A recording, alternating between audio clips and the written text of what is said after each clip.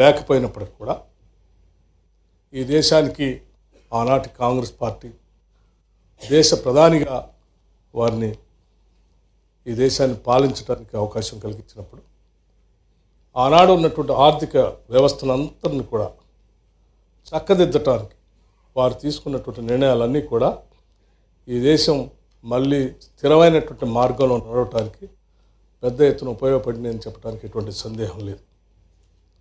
ఆనాటి వరకు ఉన్నటువంటి ఆర్థిక పరిస్థితుల్లో ఉన్నటువంటి బంగారాన్ని మొత్తాన్ని కూడా తాకట్టు పెట్టి దేశం అతలాకుతలవుతున్నటువంటి పరిస్థితుల్లో ఆర్థిక వ్యవస్థనంతా కూడా ఘాట్లో పెట్టి ప్రపంచంలో జరుగుతున్నటువంటి సరళీకృత ఆర్థిక విధానాలని దేశంలోకి ప్రవేశపెట్టి కుదబెట్టినటువంటి బంగారాన్ని మొత్తాన్ని కూడా మళ్ళీ తిరిగి భారతదేశాన్ని తీసుకొని వచ్చి ఈ దేశ కీర్తి ప్రతిష్టలని ప్రపంచవ్యాప్తంగా నిలబెట్టినటువంటి గొప్ప నాయకుడు తెలంగాణ ప్రాంతం నుంచి పుట్టడం మనందరికీ అదృష్టంగా భావిస్తూ ఉన్నాం.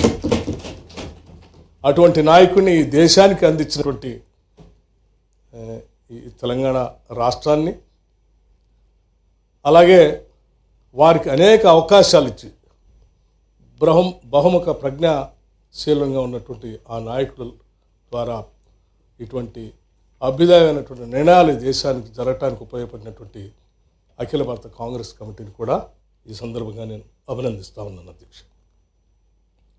వారికి ఈరోజు భారతరత్న రావటం మనందరం గర్వతిస్తదగినటువంటి అంశంగా నేను భావిస్తూ ఈ రాష్ట్ర ప్రభుత్వం తరఫున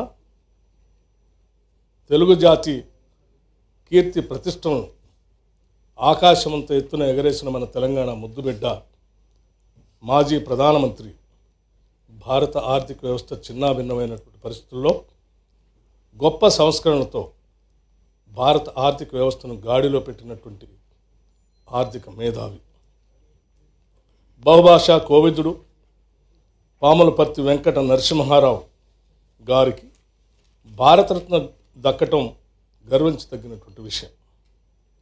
తెలంగాణ బిడ్డలుగా మనందరి గుండెల్లో ఆనందం ఉప్పొంగేటువంటి క్షణం ఇది.